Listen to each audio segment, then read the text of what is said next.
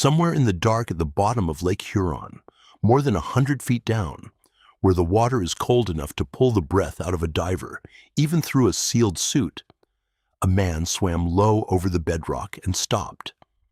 Below him, running across the flat gray limestone, were two lines of stones, not a scatter, not a heap dumped by retreating ice. Two parallel lines, laid out straight and deliberate, narrowing toward a dead end, with small rings of stone built into the sides, like places where someone had crouched and waited. Current does not do that. A glacier does not do that. Somebody knelt on that ground and set those stones in place by hand, one at a time, with a plan in their head for what the line was for.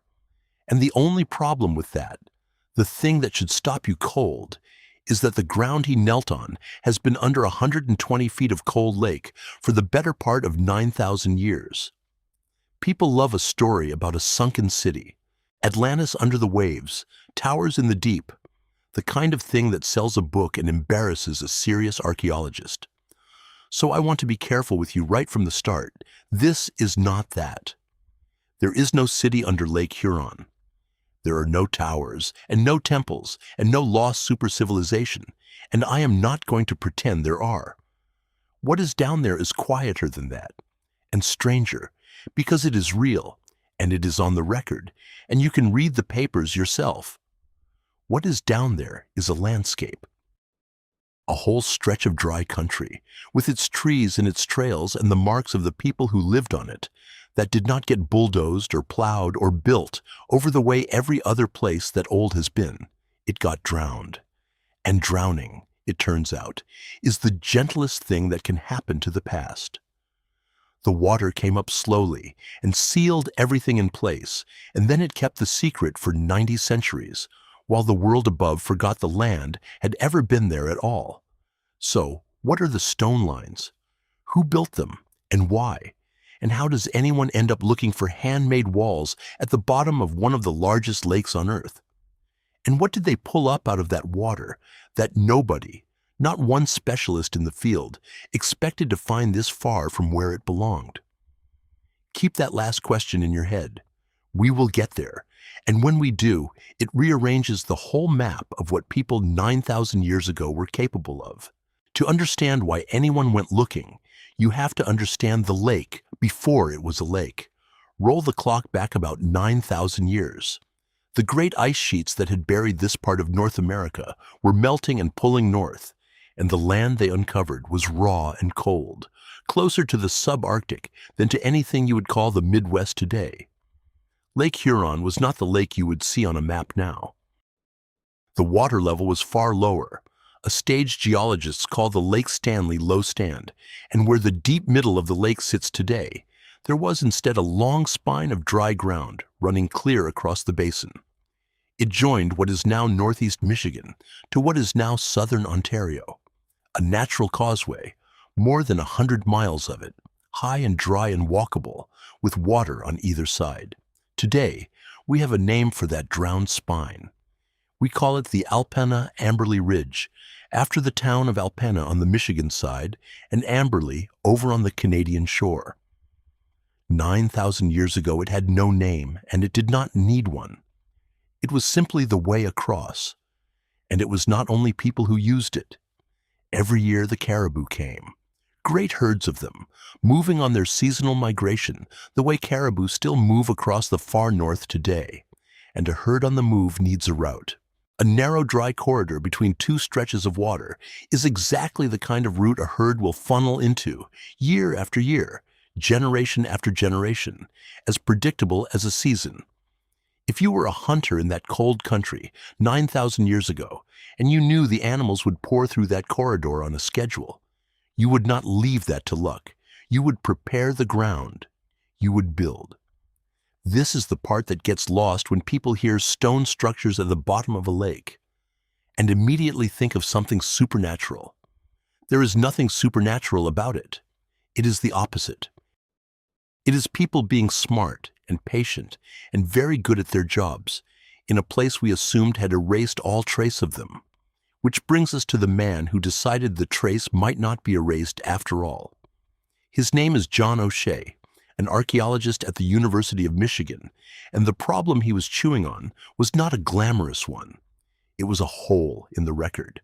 There is a stretch of deep time in the Great Lakes region, the long transition from the wandering big-game hunters of the Paleo-Indian period to the more settled communities of the Archaic period that came after, and it is almost a blank. We know roughly what came before it and roughly what came after, but the middle is missing. The sites that would tell us how people got from one way of living to the other are simply not on the land. For decades, the standard explanation was as simple as it was frustrating. The sites are missing because they are not on the land at all. They are under the lakes. The rising water took them. Most people hear that and treat it as a closed door. The evidence is underwater. Therefore, the evidence is gone. End of story. O'Shea looked at the same closed door and asked a different question. If a piece of dry land got flooded gently, without being scraped away first, then the things on it would not be destroyed. They would just be wet, and cold, dark, low-oxygen water is one of the best preservatives there is, so maybe the sites were not gone. Maybe they were exactly where the textbook said, sitting in the dark, waiting, in better shape than anything left up in the sun. But here is the trouble with that idea, and it is a real one. The Alpena-Amberley Ridge is enormous. You cannot send divers swimming randomly across 100 miles of drowned country, hoping to bump into a wall. You would spend 10 lifetimes and find nothing. O'Shea needed a way to guess where on that vast dark ridge people would have chosen to build before he wasted a single dive looking. So he did something that sounds at first a little ridiculous and turns out to be the cleverest move in the whole story. He decided to think like the caribou. Working with a computer scientist named Robert Reynolds, the team built a reconstruction of the ridge as it had been when it was dry land, the high ground and the low ground, the choke points, the places where the corridor pinched in. Then they ran simulated caribou herds across that virtual landscape over and over and watched where the animals naturally bunched up and slowed down and became easy to ambush. They reasoned that ancient hunters, who knew this country better than any simulation ever could, would have built their structures at exactly those choke points. Find where a digital herd gets trapped, and you have found where a real hunter would have been waiting 9,000 years ago. The model narrowed 100 miles of impossible search area down to a handful of spots worth checking. 3 of them, to start. And then, in 2008, they took a survey vessel out onto Lake Huron, lowered sonar and remote-operated cameras down into the cold, and went to look at the places their imaginary caribou had told them to look. They found stone. Not natural stone. Arranged stone. Lines and rings in the places the model had predicted, on a dead flat lakebed where nothing should have a shape at all.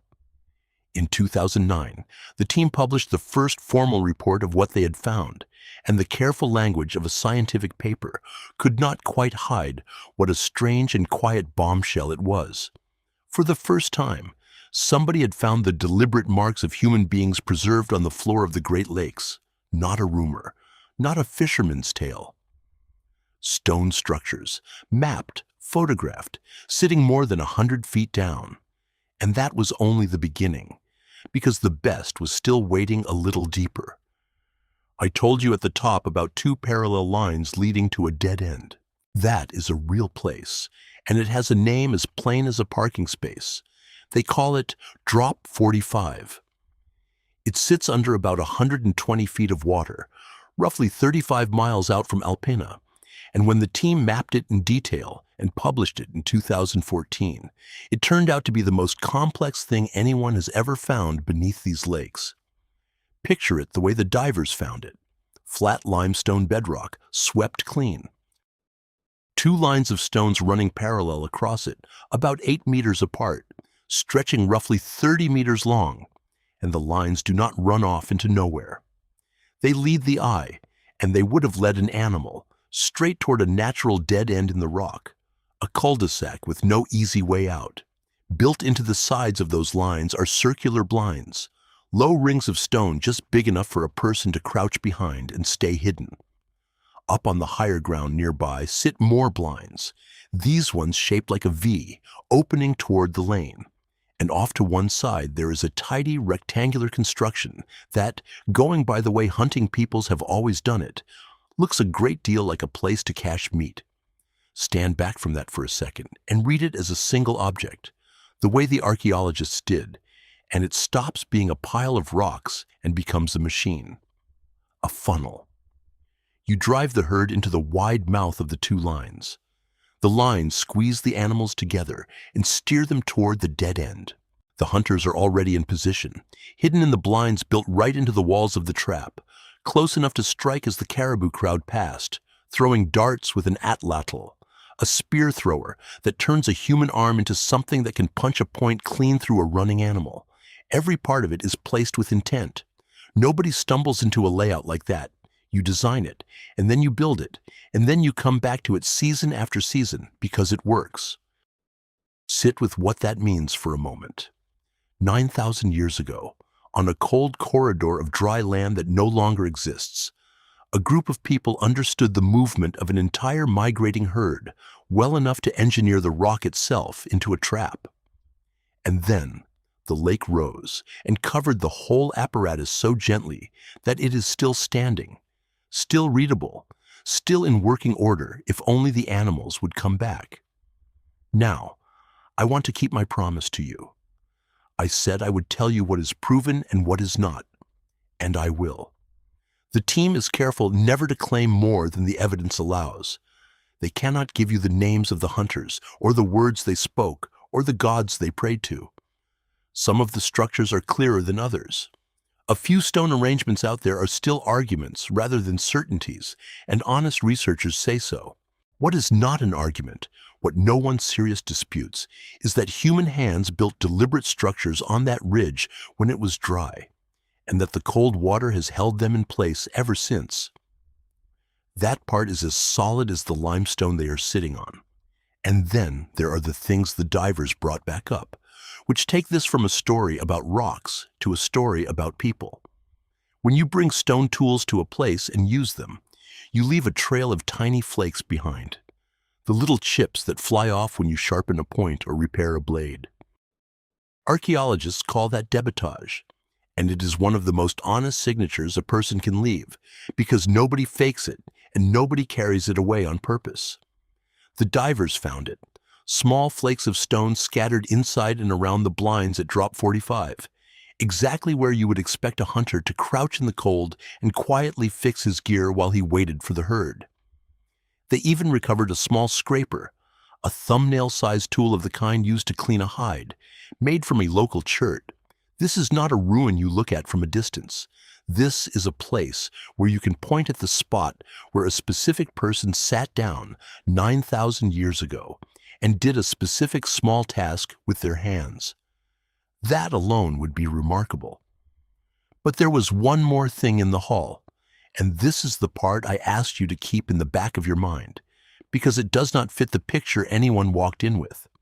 Among the flaked stone, the team found a piece of obsidian, volcanic glass, black and sharp and beautiful, the finest material in the world for making a cutting edge, and the team did what you can now do with stone like that.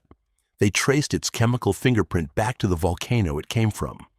Obsidian from each source carries its own signature, as good as a return address. So they read the address. The obsidian had come from Oregon, from a source out west called Wagon Tire, something on the order of 4,000 kilometers away from a windswept ridge in the middle of what is now Lake Huron. Let that travel the distance it actually traveled in your mind. 4,000 kilometers, across the entire continent. Carried, traded, handed from one group to the next, across a span of land so wide, we struggle to picture people of that era crossing it at all. Before this, the working assumption was that people 9,000 years ago lived in small local worlds, that their reach was short and their connections close to home.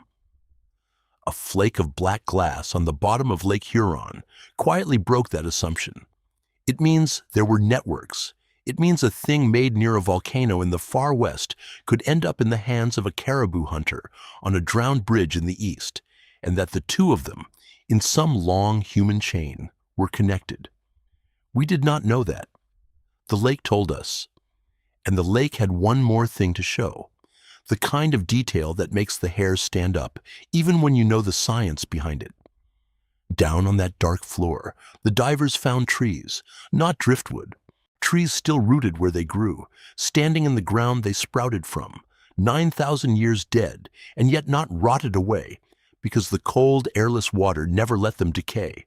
Whole pieces of the old land, frozen in place. When the divers brought up preserved wood that old, the people on the boat, exhausted and freezing, could only stare at it. One of the researchers reached for the only comparison that fit and called the place Pompeii-like. Not because anyone died in fire, but because, like that buried Roman town, the moment of the place was caught and held and never moved again. A landscape stopped mid-breath and kept that way for 90 centuries, while glaciers of forgetting passed over the world above.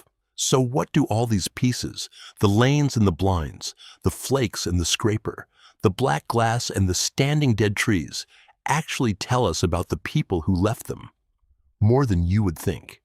The way the structures are built, some small and simple, some large and elaborate, suggests the hunters did not do the same thing all year. The reading the researchers offer is that in one season, small bands worked the corridor in little groups, quick and local, and that in another season, far larger numbers of people came together at the big sites like Drop 45 to run the herd in a single coordinated effort. That is not just hunting. That is scheduling. That is a society that knew when to scatter and when to gather, that could pull many families into one place at one time to do one job, and then break apart again. The stones are not only a record of how they killed caribou. They are a record of how they organized themselves, and that is the very thing. That missing middle of the human story in this region, that O'Shea went looking for in the first place.